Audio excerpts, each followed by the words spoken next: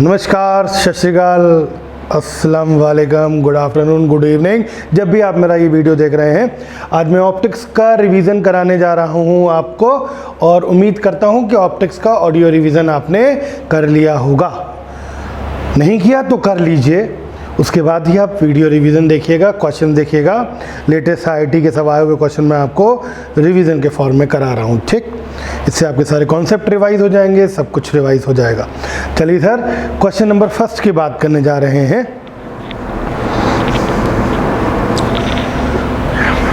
पढ़िए क्वेश्चन, आराम से पॉज करके पढ़ लीजिए।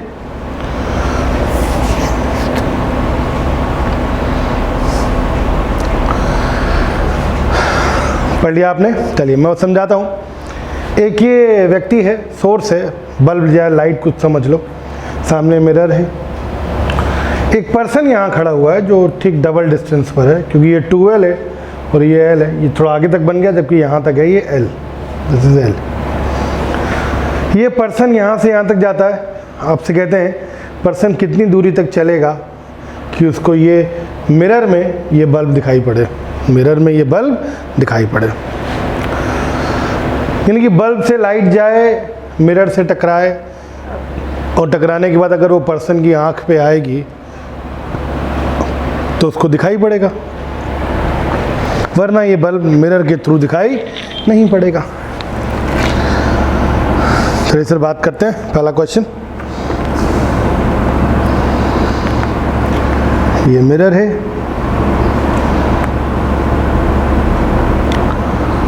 ये सोर्स है, यहाँ कोई व्यक्ति चल रहा है इस ट्रैक पर, डिस्टेंस L है और ये भी L है, तो पूरा 2L हो गया।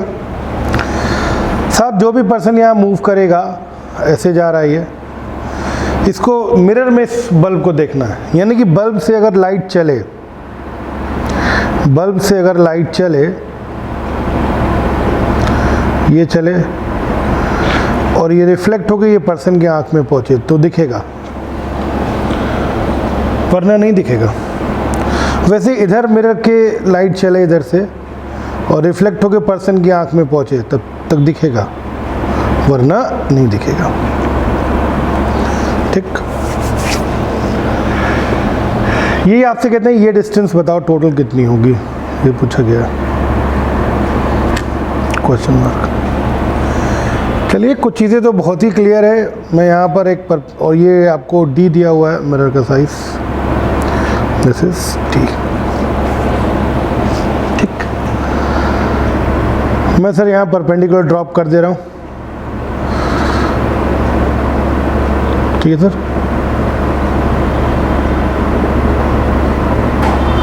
वैसे इधर भी परपेंडिकुलर ड्रॉप कर दे रहा हूँ, ये मुझे लगता है ये दूरी यहाँ से यहाँ तक D ही होगी, दिस इज D। क्यों? अरे भाई D क्यों होगी?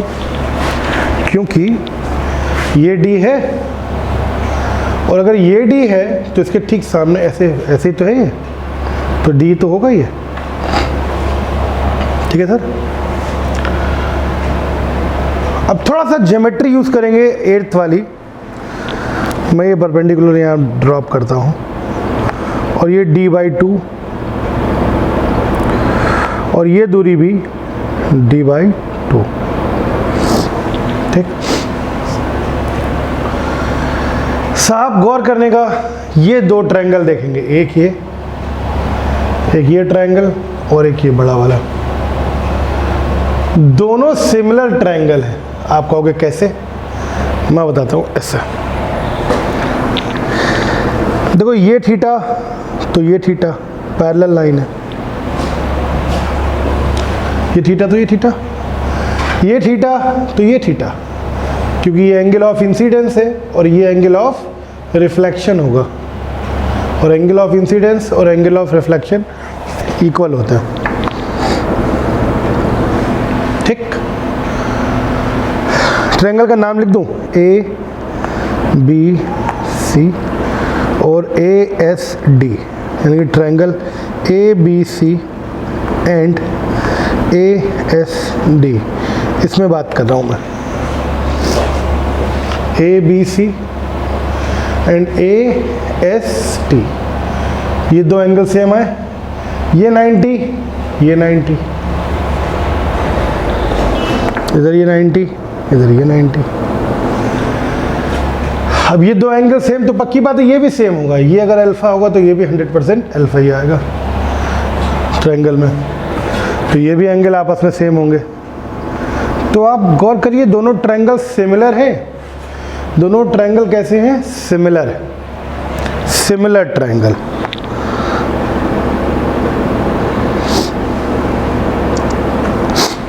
ठीक, सिमिलर ट्रायंगल। अच्छा, ये डिस्टेंस एल डी है और ये पूरी डिस्टेंस 2l है, ये l है और ये पूरा 2l। ये साइड d/2 है, अगर ये साइड हम निकाल ले तो काम बन जाएगा। बोलो भाई, मान लीजिए ये साइड x है, कोई x,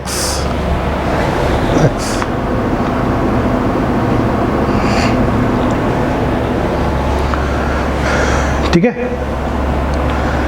सिमिलर ट्रायंगल की कंडीशन के according this side upon this is equal to this upon this is equal to this upon this. ये सिमिलर ट्रायंगल की कंडीशन होती है। तीनों एंगल अगर सेम हो तो ट्रायंगल सिमिलर होता है और साइड्स का रेशियो इक्वल आता है। तो यानी कि L upon 2L is equal to होगा d/2, ये साइड d/2 है तो यहाँ पे d साइड कितनी है? x है, ठीक है। तो आएगा L upon 2L is equal to d/2 upon x, ये तो आएगा। मुझे लग रहा है 2 L cancel, 2 cancel, x is equal to d। बोलो भाई, x is equal to d। ठीक, अगर ऊपर ये d है तो ये x है तो ये भी तो x होगा, तो ये d आया तो ये भी d आएगा। बोलो बच्चों, तो यानी कि ऊपर वाला ये d है, दिस इज d, तो ये भी x होगा, दिस इज ऑल्सो d। तो अब बताइए टोटल दूरी कितनी, टोटल कितना हो जाएगा? d plus d plus d, यानी कि 3d। ये पूरा ऐड होके आएगा d plus d plus d। तो कहाँ तक दिखेगा उसको? 3d डिस्टेंस तक। कहाँ तक दिखेगा? 3d डिस्टेंस तक। क्लियर है सर? समझ गए? ये IIT 2019 में क्वेश्चन पूछा गया है, तो ये बहुत उम्मीद है कि आपके एग्ज़ाम में हालांकि रिपीट हो सकता है। ठीक सर, पॉज करके नोट कर लीजिए, ना समझ में आए तो रिपीट करके देख लीजिए। आइए अगले क्वेश्चन पे चलते हैं।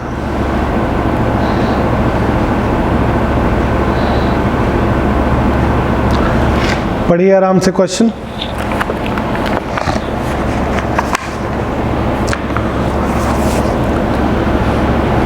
पॉज कर लीजिए, पढ़ लिया? चलिए, कोशिश करिए जिसका हो जाए बहुत बढ़िया, जिसका नहीं हो जाए वो अब देख लें। तो मैं बताने जा रहा हूँ क्वेश्चन नंबर 2। कहते दो मिरर हैं,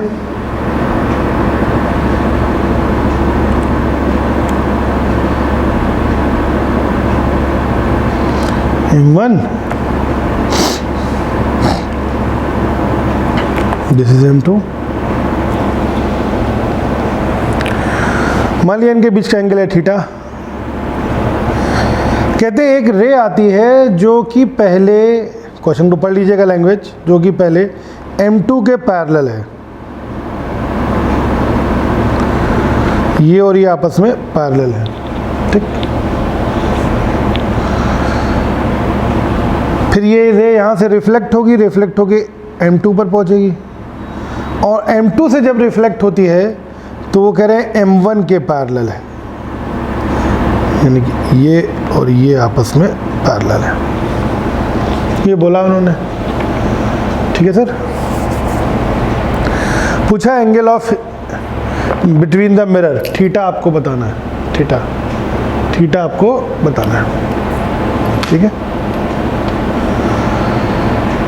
सब ज्योमेट्री से गौर करिएगा, ये एंगल अगर थीटा है तो 100% ये एंगल थीटा होगा। अरे दो पैरेलल लाइन है तो थीटा और थीटा, बोलो भाई।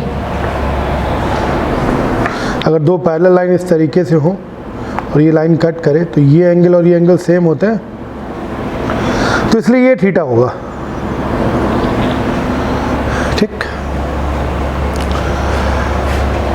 बाबू ये थीटा तो 100% ये भी थीटा, क्योंकि ये इंसिडेंट है, ये रिफ्लेक्टेड है, तो incident angle reflected angle same होते हैं, तो साइड बाहर वाले भी तो सेम होते हैं फिर, तो ये थीटा तो ये थीटा, ठीक, क्लियर। अब दूसरे पॉइंट पर गौर करिएगा सर, अगर ये थीटा तो ये थीटा, क्यों? ये दो पैरेलल लाइन है तो ये और ये एंगल सेम नहीं होंगे, बोलो। तो ये थीटा। सर जी अगर ये थीटा तो ये साइड वाला थीटा, क्योंकि ये अरे इंसिडेंट रे है और ये रिफ्लेक्टेड रे। अगर आप भूल गए हो तो आपको याद दिला दूं, ये कोई रे आ रही है, इधर जा रही है, याद आया? ये आई है, ये आ रही है, सेम होता है, तो बाहर वाले एंगल भी तो सेम होते हैं, ये ऑप्टिक्स में सिखाया मैंने, ठीक। तो ये थीटा तो ये भी थीटा होगा,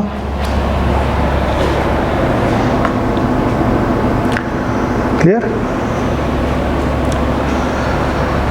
अब देखिएगा सर, ये पूरा ट्रायंगल बना, ट्रायंगल के तीनों एंगल का sum theta plus theta plus theta, 3 theta हो गया, that is equal to 180, that is equal to 180। Theta plus theta plus theta, ये कितना हुआ? 180 हुआ, ट्रायंगल के तीनों एंगल का sum, then 3 theta is equal to 180, then theta is equal to 180/3, 60 degree. This is answer. Clear है sir? Very important question. आराम से पॉज करके नोट कर लीजिए, और दिक्कत हो तो दोबारा रिपीट करके देख लीजिएगा, ठीक है सर। चलिए अगले क्वेश्चन पर चलते हैं। अगला क्वेश्चन दिखा रहा हूँ।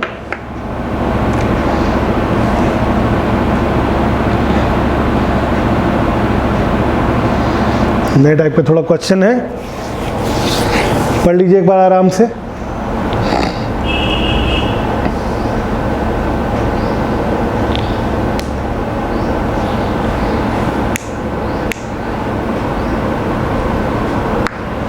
पढ़ लिया?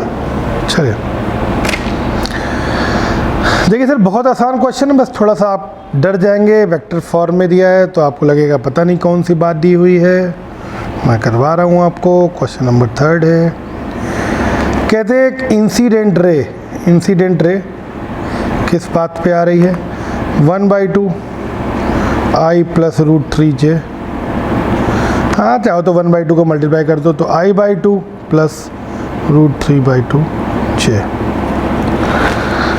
और जो फाइनल रिफ्लेक्टेड रे है, रिफ्लेक्टेड रे किस पाथ से जा रही है? 1/2 I माइनस √3j, या फिर आप इसको I/2 माइनस √3/2j लिख सकते हो। बोलो भाई, ठीक। आपको याद होगा, अगर हम इंसिडेंट और रिफ्लेक्टेड के बीच का एंगल निकाल लें तो हम इंसिडेंट एंगल बता पाएंगे। ज़रा ये बताओ, अगर मुझे एक्स एक्सिस के साथ कोई एंगल निकालना हो तो कैसे निकालते हैं? तो इंसिडेंट रे एक्स एक्सिस के साथ कितना एंगल बना रही है? निकाले, tan अल्फा बना रही है, याद है आपको? tan alpha is equal to Y axis वाले वेक्टर अपॉन एक्स एक्सिस वाले वेक्टर। वेक्टर में सिखाया गया था ये। वाई एक्सिस वाला वेक्टर है √3/2, ये 1/2, 2 से 2 कैंसिल, √3 दैट इज tan 60। तो अल्फ़ा की वैल्यू आई 60 डिग्री, यानी कि आने वाली रे हॉरिजॉन्टल के साथ 60 डिग्री एंगल बना रही है। इसी प्रकार से रिफ्लेक्टेड रे निकालने कितना एंगल बना रही है, तो रिफ्लेक्टेड रे एक्स एक्सिस के साथ कितना एंगल बना रही है, मान लिया tan बीटा। वाई एक्सिस वाले वेक्टर -√3/2 अपॉन एक्स एक्सिस वाला वेक्टर √2 नहीं है, 2 है, गलती से लिख दिया मैंने, 1/2 that is -√3 that is 120 degree. बहुत सिंपल है। इसका मतलब अगर मैं कहूँ आपसे कि कोई ये जो रे है वो एक्स एक्सिस के साथ, ये एक्स एक्सिस है, आने वाली रे इंसिडेंट रे अल्फा यानी कि 60 डिग्री का एंगल बना रही है, और जाने वाली रे पूरा 120 का एंगल बना रही है। दिस वन इज 120 बीटा, ठीक। तो क्या आप बता सकते हो ये एंगल 60 है आने वाली रे, ये पूरा 120 है जाने वाली रे, बीच का एंगल कितना होगा इंसिडेंट और रिफ्लेक्टेड के बीच का? ये 60, ये 120, तो सब्ट्रैक्ट करना पड़ेगा ना, तो ये एंगल कितना आएगा, ये एंगल आएगा 120 - 60 दैट इज 60। यानी कि इंसिडेंट रे और रिफ्लेक्टेड रे के बीच का एंगल है 60। इंसिडेंट रे और रिफ्लेक्टेड रे के बीच का एंगल है 60। तो अगर इसको मैं ठीक बीच में नॉर्मल डाल के डिवाइड कर दूं तो ये एंगल कितना हो जाएगा, 30-30 हो जाएगा, क्योंकि इंसिडेंट और ये बराबर बराबर होते हैं। तो आप ही बताइए इसका मतलब इंसिडेंट एंगल कितना होगा, 30 डिग्री होगा, क्योंकि इक्वल होते हैं दोनों एंगल, तो आपस में डिवाइड होगा। इसका मतलब एंगल ऑफ इंसिडेंस कितना आएगा, 30 degree. So angle of incidence is 30 degree. Answer. बहुत अच्छा क्वेश्चन था, एज इट इज पूछा जा सकता है। थोड़ा ध्यान से पॉज करके आराम से नोट कर लीजिएगा, कोई जल्दीबाजी नहीं है, ठीक है। चलिए सर अगले क्वेश्चन पे चलते हैं।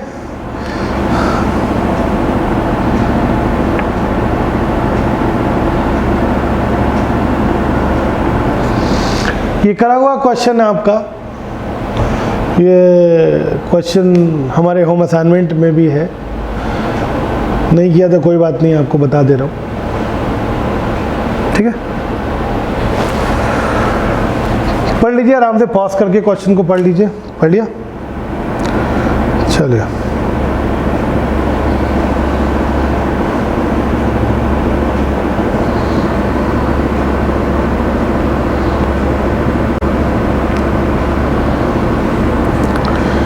कहते सारे ग्लास का मीडियम है,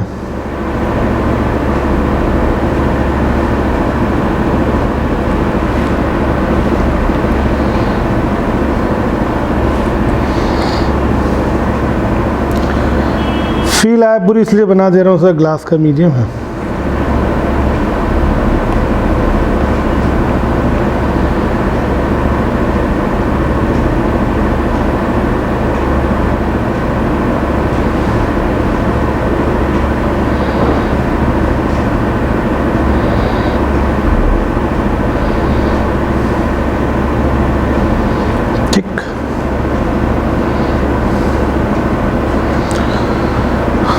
ये कुछ दिया इधर N2 है बाहर का मीडियम,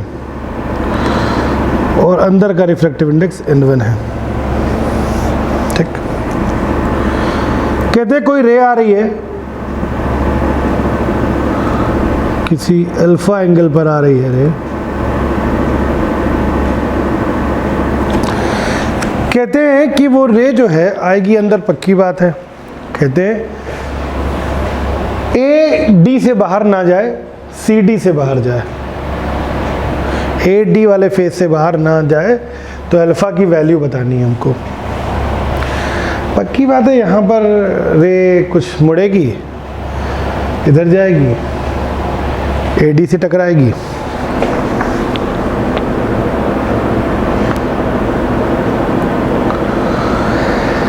कह रहे यहाँ से बाहर ना जाए। यहाँ से बाहर नहीं जाएगी तो वो कंडीशन TIR की होगी। अगर यहाँ पर TIR हो जाए तो रे वापस मुड़ जाएगी यहाँ पर। बोलो बच्चों, ठीक। तो हम TIR की जस्ट कंडीशन के लिए ग्रेजिंग की कंडीशन मान लें कि रे यहाँ ग्रेज कर रही है, उससे ज़्यादा एंगल होगा अल्फ़ा तो अपना बाहर निकल जाएगी। रे यहाँ पर ग्रेज कर रही है, ग्रेज,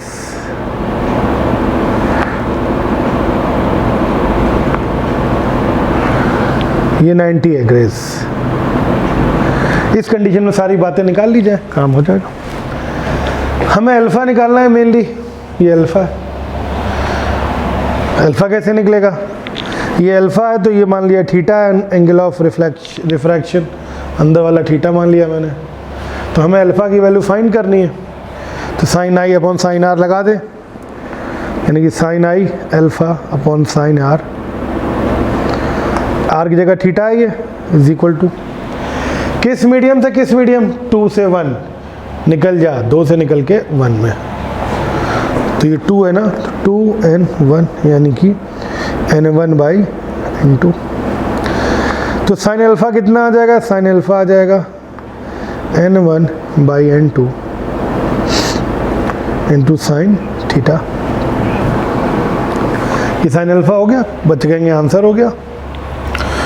नहीं, अभी आंसर नहीं हुआ, क्योंकि आंसर में क्वेश्चन में कहीं थीटा गिवन नहीं है, तो ये थीटा हमको हटाना होगा। हमें अल्फ़ा है और n1 n2 है, ठीक है सर। अब थीटा कैसे हटेगा? और थीटा हटाने की जुगाड़ देखें। ये थीटा, तो ये कितना, 90 माइनस थीटा। अरे इस ट्रायंगल में देखो, ये थीटा, ये 90, तो ये कितना, 90 minus theta.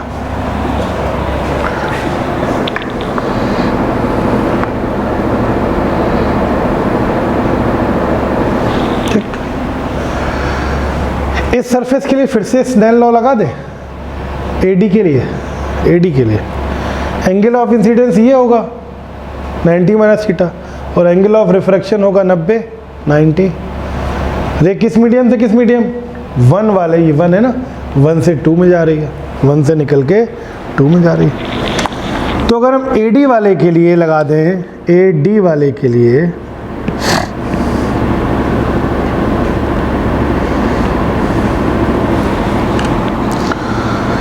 Angle of incidence 90 minus theta, angle of refraction 90, किस मीडियम से, 1 and 2, 1 से निकल के 2 में जाने की कोशिश करेगी। ऊपर हो गया cos theta is equal to n2/n1, तो theta is equal to cos inverse n2/n1। ये थीटा की वैल्यू आई, ठीक है साहब। अगर आप कहो तो ये थीटा की वैल्यू यहाँ पुट कर दूँ, यहाँ अगर रख दूँ तो आएगा, गौर करिएगा, क्या आ जाएगा भैया, आ जाएगा sine alpha is equal to n1/n2 into sine theta की जगह कॉस इनवर्स n2/n1, ये आएगा। तो alpha is equal to sine inverse n1/n2 sine of cos inverse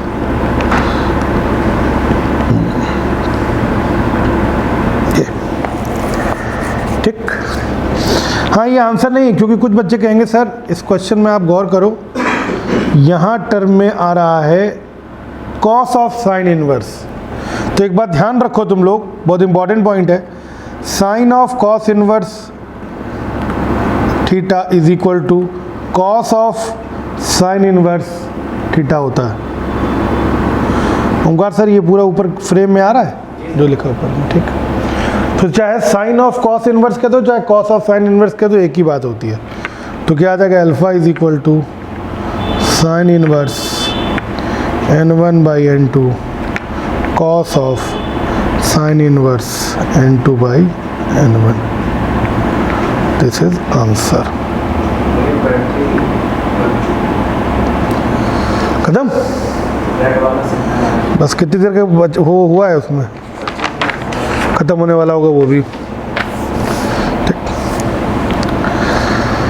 चलिए अगले क्वेश्चन चलते हैं। ये नोट कर लीजिए पॉज करके, ठीक है।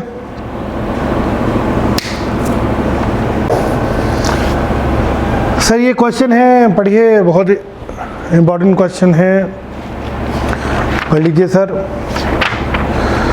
पॉज करके पढ़ लीजिए, कोशिश करिए आप कर ले जाएंगे, ठीक है। चलिए पढ़ लिया होगा आपने, मैं सॉल्व करता हूँ।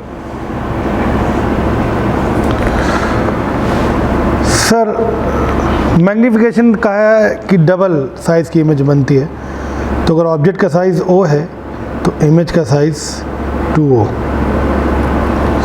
20 नहीं है, ये 2O लिखा है, ठीक। और वो भी रियल इमेज बनती है तो -2O होगा। रियल इमेज उल्टी होती है तो इसलिए माइनस लगेगा।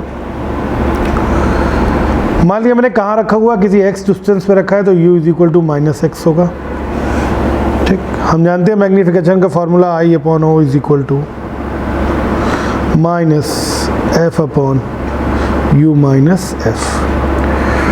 चूँकि कॉनकेव मिरर है इसलिए फोकल लेंथ नेगेटिव होगी, -10 होगी, कॉनकेव की फोकल लेंथ नेगेटिव। सारी वैल्यूज़ मैं रख दूँ, I की जगह -2O upon O is equal to -f की जगह -10, u की जगह -x -10 रख दिए। सॉल्व कर ले, O से O कैंसिल, ये माइनस से माइनस कैंसिल, तो 2 is equal to -10 upon -x plus 10 हो जाएगा। बोलो भाई, माइनस माइनस मल्टीप्लाई हो जाएगा। इसको जब लेके चले जाएं तो -2x plus 20 is equal to -10 आएगा। इसको जब लेके चले आए तो -2x is equal to -20 -10 that is -30। तो x is equal to -30 upon -2 that is 15 centimetre. ये ऑब्जेक्ट को कहाँ रखना चाहिए, 15 सेंटीमीटर पे रखना चाहिए, तब ऐसा होगा कि रियल इमेज बनेगी डबल साइज की। बहुत आसान क्वेश्चन है, ये ऐसा क्वेश्चन उन लोगों ने किया हुआ था, इसे सॉल्व कर दिया मैंने, ठीक है सर। चले, इसी कॉन्सेप्ट पे एक क्वेश्चन और रिवाइज करवा रहा हूँ, मिरर का ही है, पॉज करके नोट कर लीजिएगा इसको आराम से, ठीक। साहब ये रहा क्वेश्चन, क्वेश्चन नंबर 6, पढ़िए।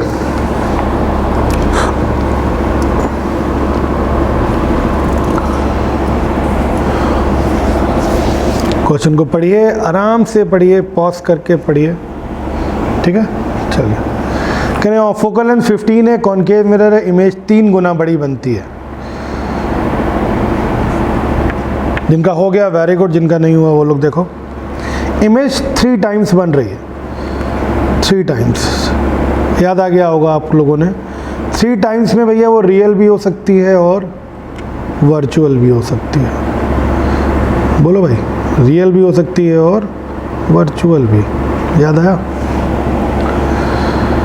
तो अगर रियल होगी तो I की वैल्यू होगी -3O और वर्चुअल होगी तो I की वैल्यू होगी 3O प्लस का 30 नहीं है, 3O है, 3O।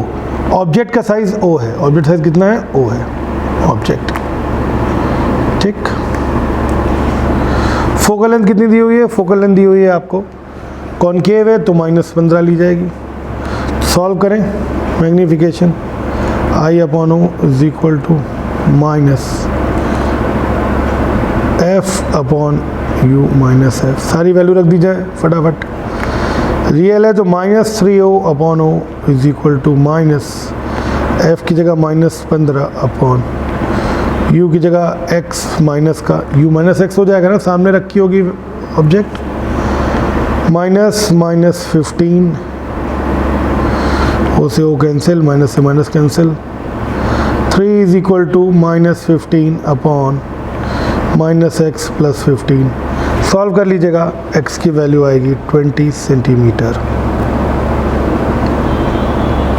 ठीक, और वही सेकंड सिचुएशन में अगर वर्चुअल बन रही है तो वर्चुअल की सिचुएशन में सॉल्व करेंगे तो फिर m is equal to I upon O, I की जगह प्लस का 3o upon O is equal to minus, f की जगह वही minus 15 upon minus x minus minus 15।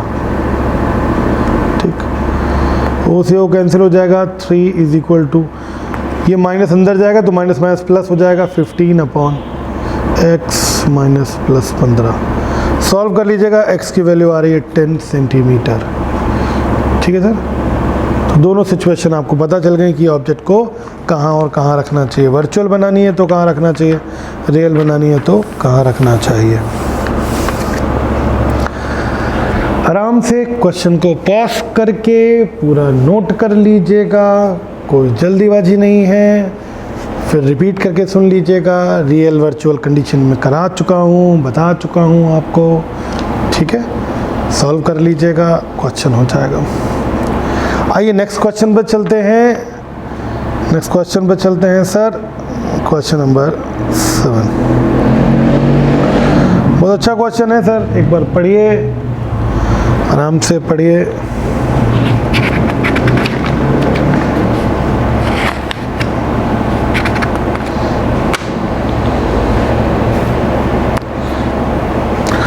पढ़ लिया होगा, पॉज करके पढ़ लीजिएगा। क्वेश्चन नंबर 7 कहते हैं मिरर है, रेडियस 20 है, तो फोकल लेंथ कितना हो जाएगा, r/2 होता है, तो that is f is equal to 20/2 10। Convex है तो पॉजिटिव फोकल लेंथ होगी। ठीक, कहते हैं एक ऑब्जेक्ट पहले रखा हुआ किसी, इसकी इमेज जो है, ऑब्जेक्ट की जो इमेज है वो v1 और v2 दो पोजीशन पे है, v1 and v2।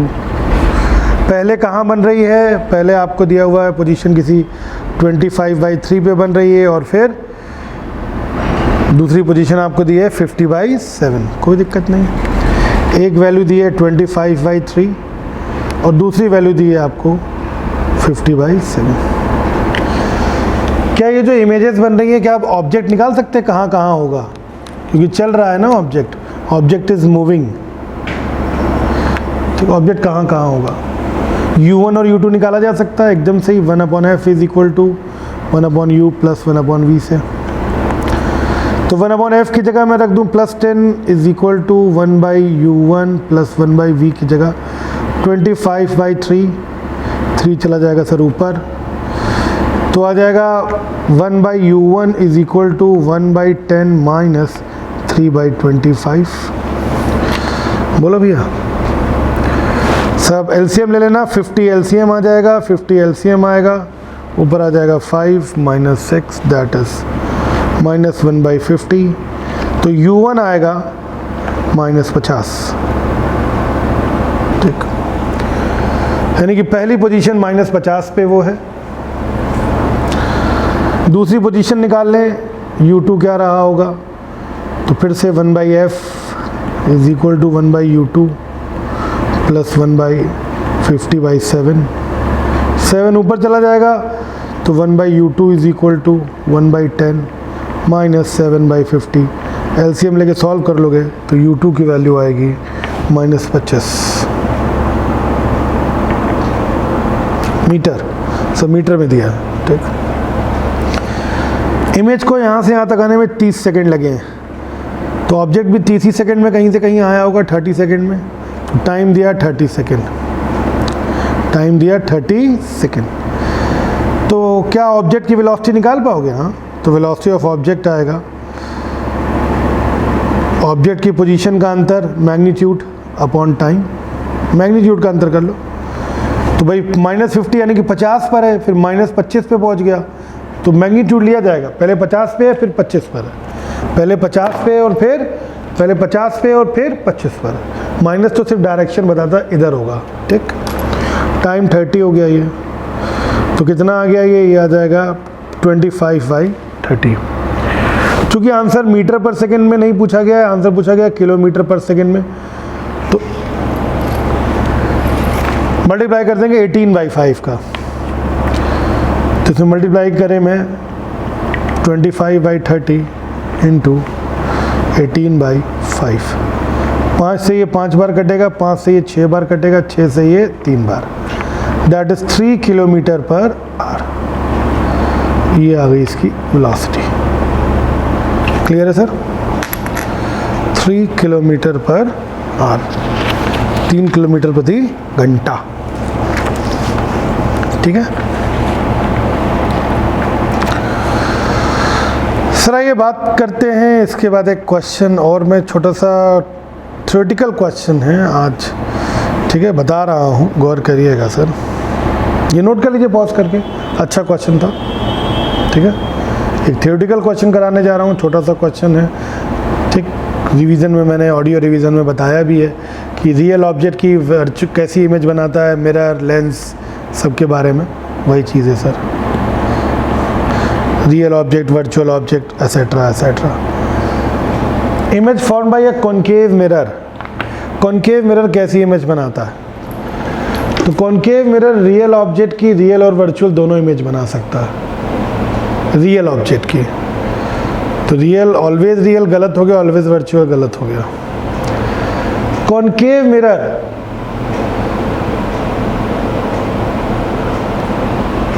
Certainly real if object is virtual. Virtual object की हमेशा रियल इमेज बनाता है। मैंने पूरा चार्ट बनवाया है, वर्चुअल ऑब्जेक्ट की हमेशा कैसी इमेज बनाएगा? रियल।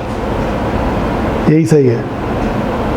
और रियल ऑब्जेक्ट, ये चौथा तो गलत है यार, और रियल ऑब्जेक्ट की तो वर्चुअल और रियल दोनों बना सकता है। बोलो भाई। तो कॉनकेव मिरर वर्चुअल ऑब्जेक्ट की हमेशा रियल इमेज बनाता है, लेकिन रियल ऑब्जेक्ट की वो वर्चुअल और रियल दोनों इमेज बना सकता है। इसलिए कौन सा ऑप्शन सही होगा? Option number 3। तो क्वेश्चन नंबर 8 का ऑप्शन नंबर 3 सही होगा। 3rd one is right answer. Clear है सर? समझ गया?